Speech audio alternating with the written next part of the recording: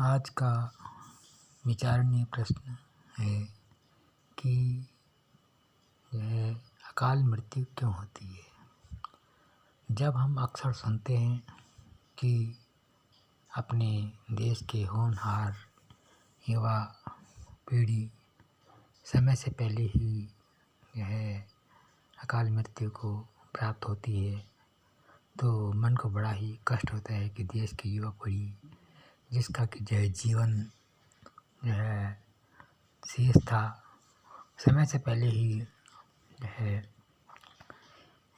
ईश्वर के पास पहुंच गई, तो मन को असीम वेदना होती है कि क्या विधाता की महिमा है, क्या प्रकृति का विधान है। तो इस प्रकृति के विधान और ईश्वर की इच्छा जो है, प्रकृति और ईश्वर का आपस में परस्पर संबंध है। प्रकृति ईश्वर की बहन योग माया है, जो ईश्वर की ओर से जो है कार्य करती है। तो कहने का अभिप्राय यह है कि ऐसा क्यों होता है। एक विचारणीय प्रश्न है, मन की हृदय विदारक समस्या है। चलिए, जिनकी आयु पूरी हो चुकी है यह उनका तो खैर इतना धरातल से प्रस्थान करना इतना जो है विदारणीय प्रश्न नहीं होता, लेकिन ये प्रश्न मन को बहुत ही हृदय विदारक और कष्टदायी होता है कि जो देश की युवा पीढ़ी जिनका जीवन शेष था, जिन्होंने खाना पीना था, जो है अपने सुख सुविधाओं का जो अपने जीवन में उपयोग करना था, उपभोग करना था, अचानक इस पृथ्वी से उनका संबंध टूट गया। ऐसा क्यों होता है? तो इसके पीछे ये प्राकृतिक रहस्य है कि आज के युग का जो वातावरण देखने को हमको मिल रहा है, पहले ऐसा होता था कि जो है माता पिता के द्वारा जो है युवा पीढ़ी को ऐसे संस्कार दिए जाते थे कि वह अपने से बड़े बूढ़ों का सम्मान करें, अपने से वयोवृद्ध व्यक्तियों का सम्मान करें, कि क्योंकि वही वयोवृद्ध व्यक्ति धीरे धीरे जो है ईश्वर के पास जाने वाले होते हैं। इसलिए ना जाने किस समय उनको कब बुलावा आ जाए, तो वे एक तरह से जीवित जो है पितर कहलाते हैं। अवस्था परिपक्व हो जाती है और इस जो है कभी भी किसी में जो है बुलावा आ सकता है, इसलिए उनका मान सम्मान करना अत्यंत आवश्यक होता है। और क्योंकि आजकल जो है माता पिता के द्वारा ऐसे संस्कार दिए जाते हैं कि जरा जरा से बच्चे अपने जीवित पितरों का जो है मान सम्मान करने के स्थान पर अपमान या तिरस्कार करते हैं, तो उसमें उस देश की उन युवा पीढ़ी पथभ्रष्ट और दिग्भ्रांत युवा पीढ़ी का कोई जो है कसूर नहीं, दोष नहीं होता। दोष होता है उनके माता पिता का, जो उनके सामने जो है तथाकथित जो है जीवित जो है पितरों के विषय में जो है नर्गल प्रलाप करते हैं और अपने ही जो है भावी संतति के जीवन का जो है के ह्रास का कारण बनते हैं। व्यक्ति से जाने अनजाने में बहुत से जो है क्रियाएँ होती हैं जिनके विषय में यह मानव नहीं जानता, नहीं समझता, क्योंकि प्रत्येक व्यक्ति के शरीर में ईश्वर की आत्मा का वास है। ईश्वर प्रत्येक व्यक्ति के मन में बैठा हुआ है। तो जो ज्ञानवान व्यक्ति हैं वे इस बात को समझते हैं, और जो ज्ञानवान नहीं हैं उन्हें इस बात का पता नहीं होता। वे मानव शरीर को जो है साधारण जो है समझकर, साधारण मानवीय शरीर समझकर उसके साथ व्यवहार करते हैं। अपने जो है मद में 9 प्रकार के होते हैं। तो यौवन मद में, धन मद में, बल मद में, आदि अनेक मद 9 प्रकार के मिथ्याभिमान कहलाए गए हैं। तो क्योंकि ईश्वर की इच्छा के अनुसार जो है उनके मस्तिष्क को जो है प्रेरित किया जाता है, क्योंकि आसुरी प्रवृत्तियाँ उन जो है के माता पिता की माँ नर मस्तिष्क निवास करती है, इसलिए वो अपने आने वाली संतति को उसी प्रकार से शिक्षा प्रदान करते हैं। और भी जो देश की जो भावी पीढ़ी जिनको की जो है जीवन जो है अच्छी प्रकार से गुजारना चाहिए, अपने माता पिता की जो है अविद्या के कारण, अशिक्षा पूर्ण जो है व्यवहार प्रणाली के कारण उनको इसे धरती से विदा होना पड़ता है। बड़ा ही करुणाजन्य और हृदय विदारक प्रश्न है। तो आज इस विषय पर जो है पर चर्चा का विचारणीय बिंदु बना, तो उसके पीछे यही कारण है, वे निर्दोष युवा पीढ़ी इसके दोषी नहीं माने जा सकते। दोषी माने जाते हैं जाएंगे वे व्यक्ति जो उनको उल्टे संस्कार देते हैं, उल्टी शिक्षा प्रदान करते हैं। उनकी उल्टी शिक्षा प्रदान करने के कारण ही ऐसा होता है, अन्यथा नहीं।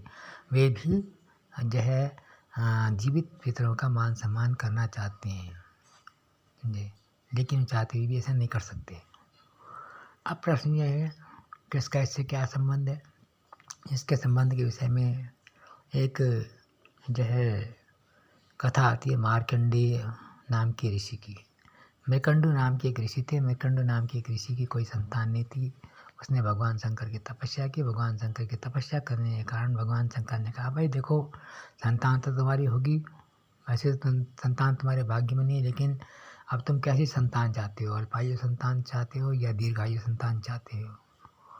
तो जो है मृकंडू ने कहा, जो है मुझे तो गुणवान संतान चाहिए, संस्कारवान संतान चाहिए। तो उन्होंने कहा कि उसकी आयु कम होगी। भगवान शिव ने कहा, तो चलिए भगवान शिव के आशीर्वाद से यह मृकंडू की पुत्र मार्कंडेय का जन्म होता है। उसकी आयु केवल 5 साल की थी।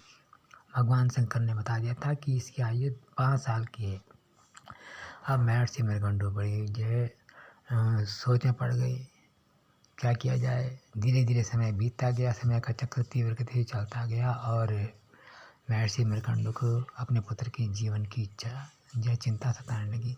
उन्होंने अपने पुत्र को जो है कहा कि जो भी व्यक्ति जो है तुम्हें दिखाई दे, आप उसके चरण स्पर्श कीजिए। बेटा तुम उसके चरण स्पर्श करना, प्रणाम करना। प्रणाम करने से यह विद्या, आयु, यश और बल, ये 4 चीज़ें बढ़ती हैं, समझे। तो इसी विचारधारा को ध्यान में रखते हुए महर्षि मृकंडू ने अपने पुत्र मार्कंडेय को शिक्षा दी। महर्षि मार्कंडेय भी अपने पिता की आज्ञा का पालन करते हुए यह सबके चरण स्पर्श करता था। तो एक समय वो आ गया जबकि मृकंडू उनके पुत्र मार्कंडेय को यमराज जो है जाने के लिए, यमदूत लेने के लिए आ गए। मार्कंडेय ने जो है बालक मार्कंडेय महामृत्युंजय मंत्र का जाप करते थे और यमदूतों ने जो है जब उसको लेने के लिए आए तो उस समय महामृत्युंजय मंत्र का जाप करे थे। यह शिव के गणों ने यमदूतों को भगा दिया। तो इस पर यमराज आए। यमराज ने जो है नागपाश उनके गले में डाला और उसके बालक मार्कंडेय के प्राण खींचने लगे। तो यह इतने भगवान शंकर शिवलिंग से प्रकट हुए, ये तो सभी जानते हैं। तो कहने का अभिप्राय यह है कि महर्षि मार्कंडेय की जो आयु की वृद्धि हुई, आयु की वृद्धि का जो मूल कारण था वह था अपने से बड़ों का जो है मान सम्मान करना। भगवान शिव ने भी देखा कि बालक अच्छी तरह से जो है अपने पिता की आज्ञा का पालन कर रहा है। पिता ने भी अच्छी आज्ञा दी, वह आदेश दिया।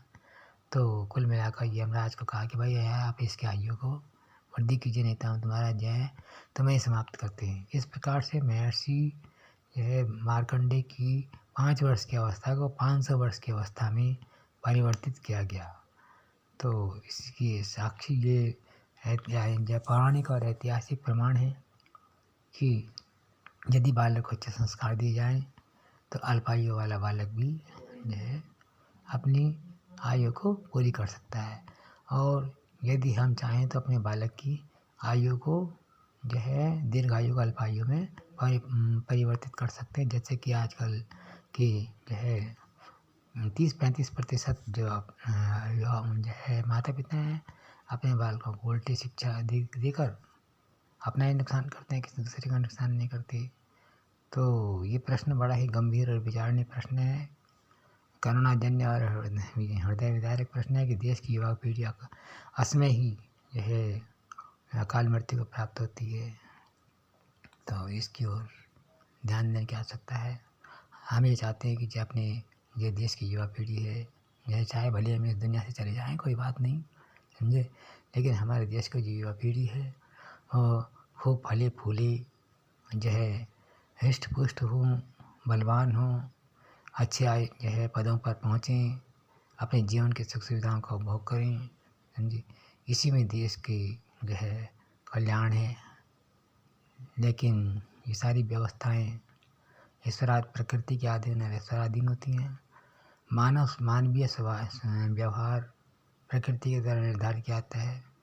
जो दैवीय प्रकृति के ज्ञानवान व्यक्ति होते हैं, जो है उनके अंदर जो है शुभ लक्षण होते हैं, समझे। वे अच्छी बातों को ग्रहण करते हैं, संस्कारवान होते हैं। तो वे कभी किसी को भी, जो सज्जन व्यक्ति होते हैं, जो ज्ञानवान व्यक्ति में कभी किसी को जो है दुर्वचन नहीं कहती। इसी कारण नहीं कहते क्योंकि उनको ज्ञान होता है, समझे। क्योंकि प्रत्येक व्यक्ति के मन में ईश्वर का निवास होता है और यदि दुर्वचन कहेंगे तो उससे ईश्वर की आत्मा अप्रसन्न होगी। और जो आसुरी प्रवृत्ति के व्यक्ति होते हैं वो सोचते हैं अरे क्या हो रहा है, कुछ है, ये क्या है, तो मामले सामने आदमी, इसकी क्या औकात है, समझे। ये हमारा क्या बिगाड़ लेगा, क्या कर लेगा। बिगाड़ने वाला, करने वाली तो ये प्रकृति है और ईश्वर है। हम सब प्रकृति की सजीव मूर्तियाँ हैं, समझे। तो ये तो मिथ्याभिमान होता है, अहंकार होता है, जिसके कारण अहंकार ही ईश्वर का भोजन है। ईश्वर को संसार में कोई व्यक्ति ऐसा नहीं जो खिला सके, समझे। यह ईश्वर का भोजन है मनुष्य का घमंड, वह उसी का भक्षण करता है। तो आशा है यह अपने बुद्धिमान दर्शकों को जो है इसका जो है कारण समझ आया कि ऐसा क्यों होता है।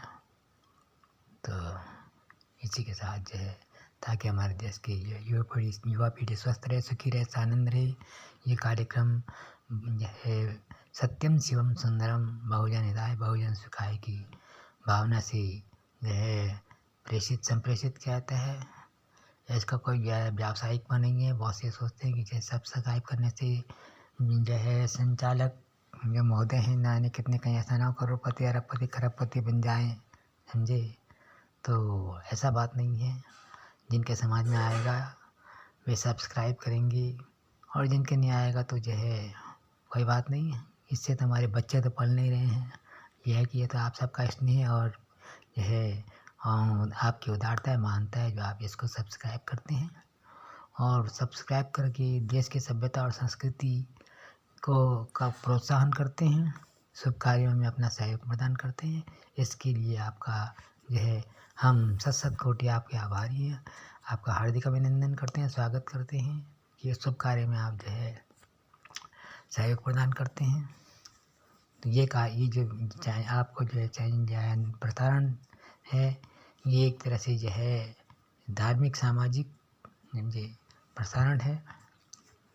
इसका संबंध जो है आध्यात्म से है।